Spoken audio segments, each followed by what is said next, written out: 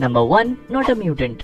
तो fox studios में होने के बाद और कई बार एक्समैन के साथ क्रॉसओवर करने के बाद हम लोग यही सोचते आए हैं कि डेडपूल एक म्यूटेंट है, लेकिन टेक्निकली और असलियत में ये म्यूटेंट नहीं है, क्योंकि वेड विल्सन की स्टोरी कुछ इसी तरह की होती है कि कनाडा में रहता है और एक बहुत ही अपर क्लास असासिन होता है जिसे हमेशा ही हाई प्रोफाइल टारगेट्स को असासिनेट करने के लिए भेजा जाता है। लेकिन एक दिन इसे ये पता चलता है कि इसे कैंसर है और इसी चीज को ठीक करने के लिए या फिर इसी से बचने के लिए ये वेपन एक्स प्रोग्राम में एनरोल कर लेता है। ये वही प्रोग्राम होता है जिससे वुल्वरीन को अपने क्लॉज मिलते हैं और तब लोगन का ही डीएनए यूज करके डेडपूल में इन्फ्यूज कर दिया जाता है और इस तरह से डेडपूल को मिलती है अपनी हीलिंग और रीजनरेटिव पावर्स। तो अगर टेक्निकली देखा जाए तो ये म्यूटेंट नहीं बल्कि म्यूटेट है, और क्योंकि इसके अंदर लोगन का डीएनए है तो हम लोग ये भी कह सकते हैं कि ये वुल्वरीन का भूला बिछड़ा भाई है।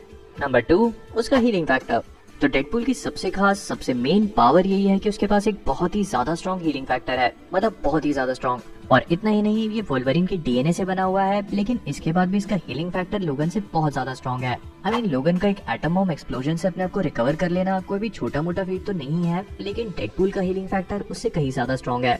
आई मीन हम सभी लोग ये तो जानते हैं कि वो रीजनरेट कर सकता है, मतलब उसकी बॉडी का कोई भी पार्ट अगर उससे अलग हो जाए तो वो उसे दोबारा ग्रो कर सकता है। लेकिन एक कॉमिक बुक में तो हमने ये भी देखा कि पूरी तरह से जल के खाक होने के बाद वो ऐश से, मतलब अपनी राख से अपने आप को दोबारा बना लेता है। और इतना ही नहीं, ये चीज तुरंत ही शुरू हो जाती है क्योंकि हम लोग उसकी कॉन्शियसनेस को देख सकते हैं और इसके बाद हम उसे धीरे धीरे ग्रो करता हुआ देखते हैं और इसके कुछ ही देर बाद वो पूरी तरह से डेडपूल बन जाता है। मतलब कुल मिलाकर इससे पहले कि उसकी बॉडी रीजनरेट कर पाए उसके दिमाग की खुरापात पहले ही शुरू हो जाती है।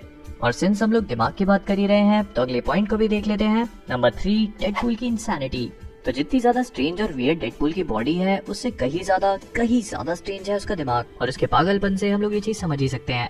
आई मीन आपका बर्थडे है और डेडपूल आपके लिए केक भी लेकर आएगा और आपके साथ खड़े होकर वो हैप्पी बर्थडे भी गाएगा, लेकिन अगले ही सेकंड वो अपने पास से गन निकाल कर आपके पिछवाड़े में गोली भी मार सकता है। और ये चीज उसके लिए काफी नॉर्मल है, मतलब वो कॉमिक बुक्स में तो ये चीज करता ही रहता है। और उसकी इस इंसानिटी के कई सारे रीजंस कॉमिक बुक में एग्जिस्ट करते हैं, जिसमें से सबसे पहला तो उसका हीलिंग फैक्टर ही है। उसके बारे में ये कहा जाता है कि उसका हीलिंग फैक्टर जो है वो उसके ब्रेन के सेल्स को इतनी जल्दी और इतनी तेजी से ग्रो करवाता है कि उसकी मेंटल कॉन्शियसनेस इस चीज को फिगर आउट नहीं कर पाती कि वो कहाँ पे है और क्यों एग्जिस्ट कर रहा है, और इसी वजह से उसका दिमाग कॉन्स्टेंटली एक मैस में रहता है। इसके अलावा जो दूसरा रीजन दिया जाता है वो ये है कि डेडपूल जो है वो सेल्फ अवेयर है, मतलब वो जानता है कि जिस दुनिया में वो रह रहा है वो एक रियलिटी नहीं है और वो कॉमिक बुक में है और एक कैरेक्टर है, और इसी वजह से वो जो कुछ भी करेगा उसके सीरियस कॉन्सिक्वेंसेस नहीं हो सकते।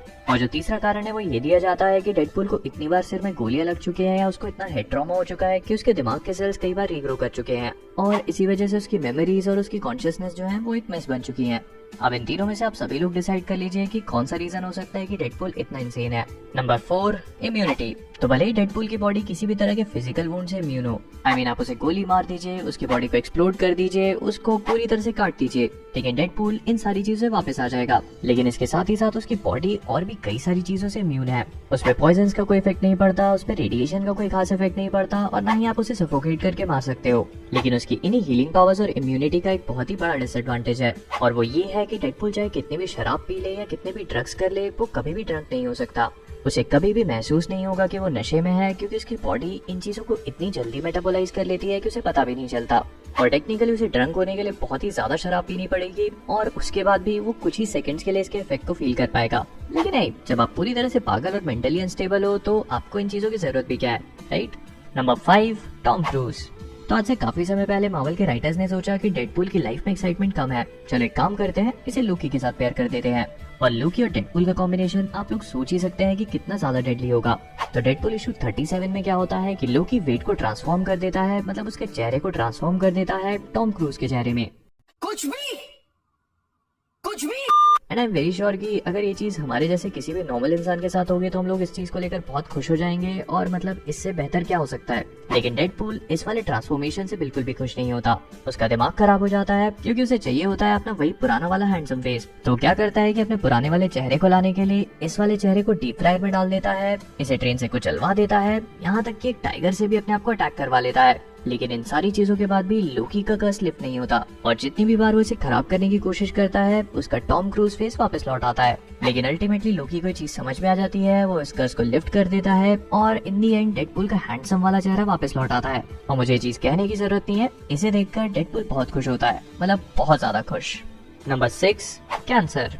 तो तो वेपन एक्स प्रोग्राम में अपने आप को एनरोल कराने का वेड विल्सन का सिर्फ एक ही पर्पस था, उसे अपने कैंसर को ठीक करना था और एक नॉर्मल इंसान बनना था। और इस पूरे के पूरे प्रोग्राम के बाद वेड को हीलिंग पावर्स मिल गई, रीजनरेटिव पावर्स मिल गई और वो मेंटली अनस्टेबल तक हो गया, लेकिन उसका कैंसर वैसे का वैसे ही है। उसका कैंसर आज तक ठीक नहीं हो पाया है और कई सारे फैंस और सुपर हीरोज यही चीज सोचते रहते हैं कि आखिरकार उसका कैंसर ठीक क्यों नहीं हो पाया। जब उसकी बॉडी इतनी सारी चीजों को सर्वाइव कर सकती है तो फिर कैंसर जैसी डिजीज को ठीक क्यों नहीं कर सकती। तो इसका रीजन कोई भी वियर्ड सुपर पावर या फिर कोई एक्सेप्शन नहीं है, बल्कि कैंसर डिजीज का साइंस है। कैंसर एक ऐसी डिजीज है जिसमें बॉडी के सेल्स बहुत ही तेजी से रीग्रो करते हैं और ट्यूमर को बना लेते हैं और फिर ये ट्यूमर अलग अलग जगह पे स्प्रेड हो जाता है। और टेक्निकल सेंस में अगर इसे देखा जाए तो ये आपकी खुद की बॉडी है जो आपको मारने की कोशिश कर रही है। और डेडपूल का हीलिंग फैक्टर भी यही काम करता है, वो उसकी बॉडी के सेल्स को बहुत ही तेजी से रीग्रो कराता है, लेकिन उसके हीलिंग फैक्टर के बहुत ही तेजी से बढ़ने की वजह से उसका कैंसर ठीक नहीं हो पाता। खैर, इस चीज की वजह से डेडपूल को कई सारे फायदे हो चुके हैं, क्योंकि उसके इसी कैंसर की वजह से वो चलता फिरता ट्यूमर बन चुका है। उसकी शक्ल बहुत ही ज्यादा खूबसूरत है, बहुत ही ज्यादा खूबसूरत है। और इसके अलावा उसके अंदर से बहुत ही गंदी बहुत ही अच्छी खुशबू आती है।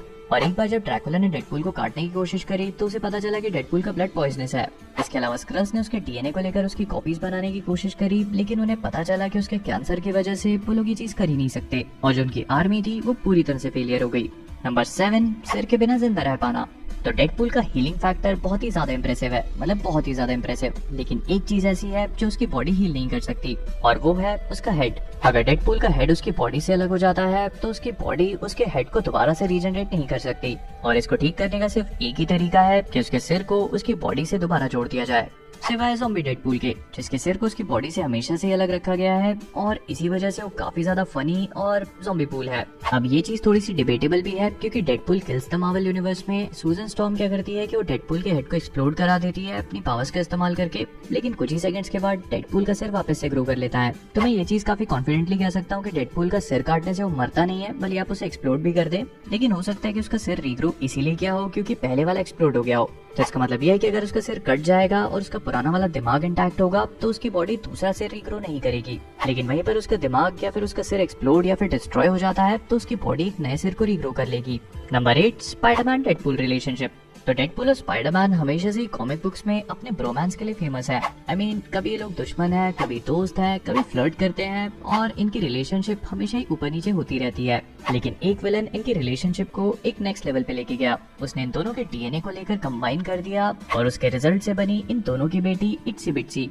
ये देखने में एक मकड़ी जैसी है और इसके पास स्पाइडरमैन की पूरी पावर्स है, लेकिन इसके अलावा इसका सेंस ऑफ ह्यूमर पूरी तरह से डेडपूल जैसा है। ये स्पाइडरमैन को स्पाइडर डैडी बोलती है और डेडपूल को डेड डैडी। लेकिन जिस तरह से सुपर हीरोज की लाइफ में होता है, इनके बेटे हमेशा इनके दुश्मन होते हैं, तो इट्सी बिट्सी भी स्पाइडरमैन और डेडपूल से नफरत करती है। ये इन दोनों पे बहुत ही बुरी तरह से अटैक करती है और इसी वजह से इसके एंड में डेडपूल को इसे मारना पड़ता है, लेकिन क्योंकि इसके पास डेडपूल की पावर्स होती है तो ये मरती भी नहीं है। Number 9, teleportation. तो डेडपूल के पास हीलिंग फैक्टर है, रीजनरेटिव एबिलिटी है, लेकिन अगर ये कम है तो उसके पास कई सारे वेपन्स हैं। मतलब उसके पास सोर्ड्स हैं, गन्स हैं, रॉकेट लॉन्चर्स हैं, ग्रेनेड्स हैं और बहुत बड़े बड़े बॉम्ब्स हैं। लेकिन राइटर्स ने सोचा कि ये चीज भी कम है और इसी वजह से उन्होंने आज से कुछ समय पहले डेडपूल को दिए थे टेलीपोर्टेशन डिवाइस, जिसका इस्तेमाल करके वो कहीं पे भी टेलीपोर्ट कर सकता था और बहुत ही जल्दी इधर उधर पहुंच सकता था। लेकिन क्योंकि डेडपूल की दुनिया में जब तक कोई भी चीज वियर्ड नहीं हो जाएगी तब तक वो नॉर्मल नहीं होती, तो इसी टेलीपोर्टेशन डिवाइस का एक और एग्जांपल हमने डेडपूल और केबल में देखा, जहाँ पर केबल के टेलीपोर्टेशन डिवाइस की वजह से डेडपूल और केबल एक दूसरे से फ्यूज हो जाते हैं। और इसके बारे में मैं क्या ही बोलूं, मेरे पास कोई अल्फाज नहीं है, मुझे माफ कर दे आप लोग सारे, मुझे छुट्टी दे दे। अब इस डिवाइस का यूज करने के लिए डेडपूल को हमेशा कमांड देना पड़ता है, जैसे कि बॉडी स्लाइड बाय 2 या बॉडी स्लाइड बाय 1, जो बोलते ही वो टेलीपोर्टेशन डिवाइस केबल और डेडपूल को कहीं पे भी टेलीपोर्ट कर देता है, लेकिन उसकी शर्त बस यही होती है कि वो दोनों फ्यूज हो जाते हैं। और इसी तरह के टेलीपोर्टेशन डिवाइस का यूज हमने डेडपूल के सेकंड पार्ट में भी देखा था, जो कि बहुत ही औसम था। नंबर 10, इसने सब कुछ देखा है। तो पिछली 9 एंट्रीज को देखकर हम लोग ये चीज तो एस्टैब्लिश कर ही चुके हैं कि डेडपूल पूरी तरह से इंसेन है। I mean, इसके जीवन में कोई भी चीज ऐसी नहीं है जो थोड़ी बहुत भी नॉर्मल हो, लेकिन इन सब में जो सबसे ज्यादा वियर्ड चीज है वो है उसका फोर्थ वॉल को ब्रेक करना, यानी कि अपनी नॉर्मल स्टोरी को छोड़कर हम सभी लोगों से बात करना। और मानिए ना मानिए, डेडपूल के पास हमेशा से ये चीज नहीं थी। उसे फोर्थ वॉल को ब्रेक करने की एबिलिटी मिली थी Deadpool secret Wars issue number 4 से, जहाँ पर उसे ये चीज पता चली कि वो दरअसल में कॉमिक बुक कैरेक्टर है और जिस दुनिया में वो एग्जिस्ट करता है वो एक्चुअल में रियल नहीं है और इसी वजह से वो सेल्फ अवेयर है। इसका मतलब यह है कि वो जानता है कि हमारी दुनिया एग्जिस्ट करती है, यानी कि एक नॉर्मल ह्यूमन वर्ल्ड एग्जिस्ट करता है, और यही उसकी इंसानिटी का भी एक बहुत बड़ा रीजन माना जाता है। लेकिन डेडपूल की यही एबिलिटी यानी कि उसकी फोर्थ वॉल को ब्रेक करने वाली चीज उसे बहुत ही ज्यादा स्पेशल और ऑडियंस के साथ कनेक्टेड बनाती है। वो इसीलिए इतना ज्यादा फनी है क्योंकि वो हम लोगों से इंटरेक्ट कर सकता है, और उसकी इसी एबिलिटी की वजह से उसे घंटा फर्क नहीं पड़ता कि वो क्या कर रहा है। उसे अपने एक्शंस और कॉन्सिक्वेंसेस की बिल्कुल भी केयर नहीं है, क्योंकि वो जानता है कि जो भी चीज वो करता है वो परमानेंट नहीं है और उसे लिखने वाले उसे कंट्रोल करते हैं।